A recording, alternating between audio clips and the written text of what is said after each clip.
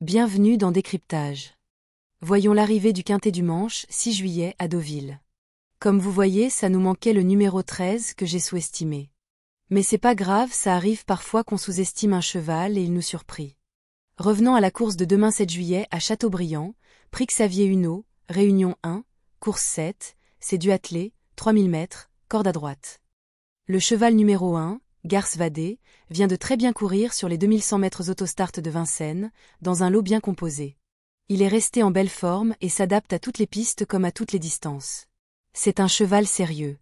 Il est bien placé en tête et reste capable de belles choses. Il devrait bien courir et nous espérons le voir terminer dans les 5 premiers. Ce représentant de la Stal Risa s'est plutôt bien comporté pour son retour en France, à Vincennes, en se classant 4e. Il affronte toutefois un lot un peu plus relevé, mais il s'adapte à tous les types de tracés. Placé potentiel. Le cheval numéro 2, Général Mitchell, est en forme, mais il n'a pas trop de marge de manœuvre dans cette catégorie. Partir en tête sera un atout pour lui. Nous allons essayer de longer le rail et si tout se passe bien, il reste capable d'accrocher une petite place.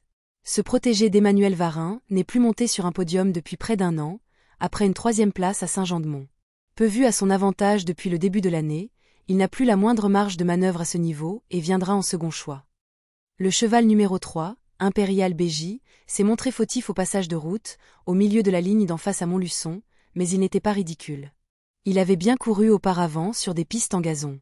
Revenir sur une piste en dur n'est pas un souci, ni le fait d'évoluer ferré.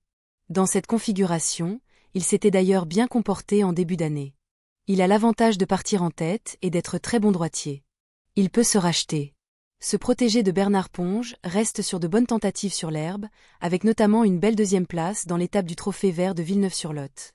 En début d'année, il s'était toutefois bien comporté avec ses fers sur les pistes en sable et mérite ainsi un certain crédit.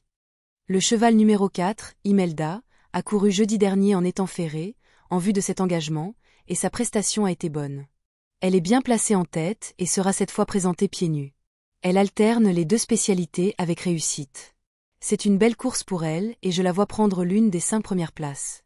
Plaisante 2e à Bernay le 1er mai, cette élève de Pierre Levec s'est ensuite imposée au trot monté à Argentan, dans la foulée.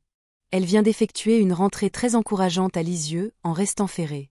Présentée pieds nus pour l'occasion et bien engagée, elle peut mettre tout le monde d'accord. Le cheval numéro 5, Flamenco, bénéficie d'un super engagement. Sa dernière course sur l'herbe n'était pas terrible, mais il avait bien couru auparavant à Angers. Parfois sujet à des problèmes d'allure, mon cheval me paraît toutefois bien souple au travail. Il avait réalisé une très belle performance à Mort-de-Bretagne le 23 avril, dans un lot bien composé. C'est un cheval qui n'est pas compliqué, mais il faut le préserver, ce qui comporte parfois des risques. Je le crois capable de terminer en bout de combinaison du Quintet Plus. Ce protégé de Jérémy Roux reste délicat, comme le montre sa musique, 4 disqualifications lors de ses 5 dernières sorties.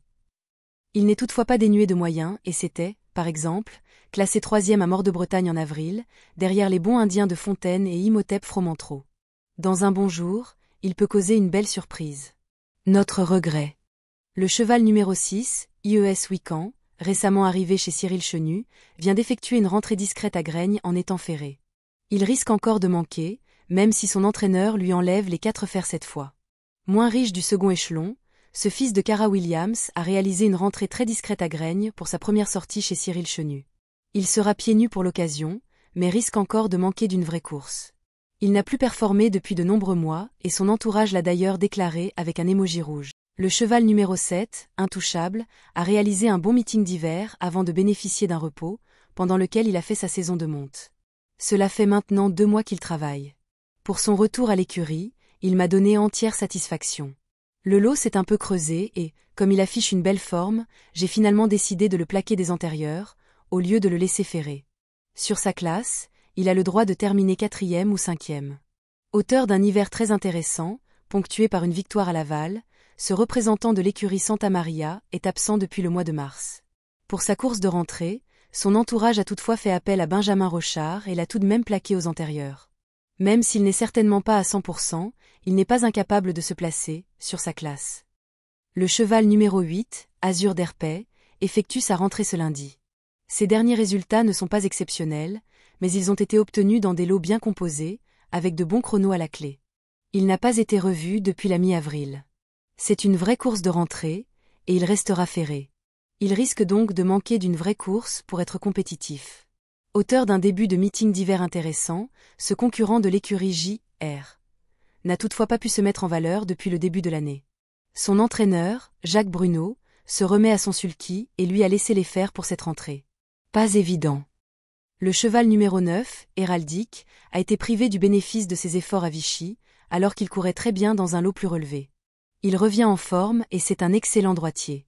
Il faudra qu'il reste dans les bonnes allures, mais si c'est le cas, il a les moyens de très bien faire face à une telle opposition. Cet élève d'Ilona Clapp a été vu dans de bons lots cet hiver à Vincennes, sans toutefois parvenir à se mettre en évidence. Disqualifié de la 5e place après enquête à Vichy dernièrement, ce cheval de qualité affronte une opposition dans ses cordes et pourrait bien refaire surface. À reprendre absolument. Le cheval numéro 10, High Propulsion, a réalisé un bon hiver avant de bénéficier d'un repos bien mérité. Elle est arrivée à l'écurie pour sa remise en route, s'est bien acclimatée au bord de mer et travaille correctement.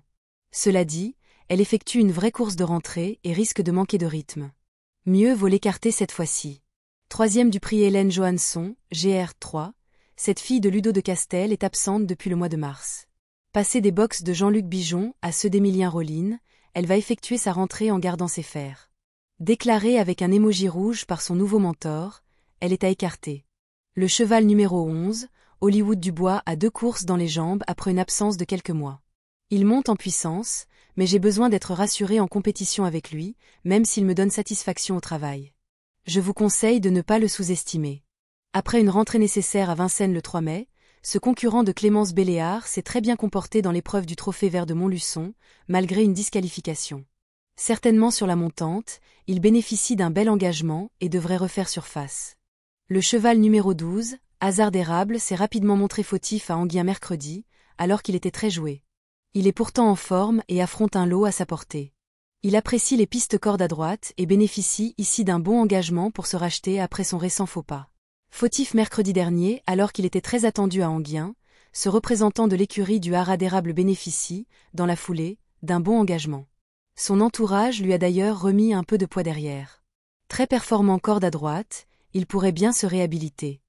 Le cheval numéro 13, Amonet de Choiseul, a peu couru cette année, mais ses dernières sorties sont encourageantes. Il reste ferré cette fois, une configuration dans laquelle il a déjà bien fait. Il s'entend bien avec Éric Raffin et, même s'il doit rendre la distance, l'engagement reste intéressant. Il devrait bien courir. Passé tout près de la victoire dans le Grand Critérium de vitesse de Toulouse au mois de mai, ce second atout de Sylvain Gérard Dupont retrouve Éric Raffin à son sulky, avec qui il s'entend très bien. Même s'il reste ferré, il affronte une opposition à sa portée et détient ainsi une belle carte à jouer. Le cheval numéro 14, Furioso Flini, s'est imposé avec brio à Vincennes sur un parcours de vitesse. Préservé, il est capable de bien faire sur les longues distances. Il est bien engagé au plafond des gains et ils sont peu nombreux au premier échelon. Tous les feux sont au vert et semble capable de bien faire à nouveau. Vainqueur d'un quintet plus cet hiver à Vincennes, ce représentant de l'écurie des Aunais vient de renouer avec la victoire sur un parcours de vitesse, toujours dans le temple du trot. Il va certes devoir affronter les 7 ans cette fois, mais il est tout de même bien placé au plafond des gains. En forme, il est à suivre de près. Voici ma sélection après ce décryptage, et enfin mes amis, je vous souhaite bonne journée. Si vous êtes intéressé par l'abonnement via WhatsApp, contactez-moi par mail ou mon numéro WhatsApp dans le bio.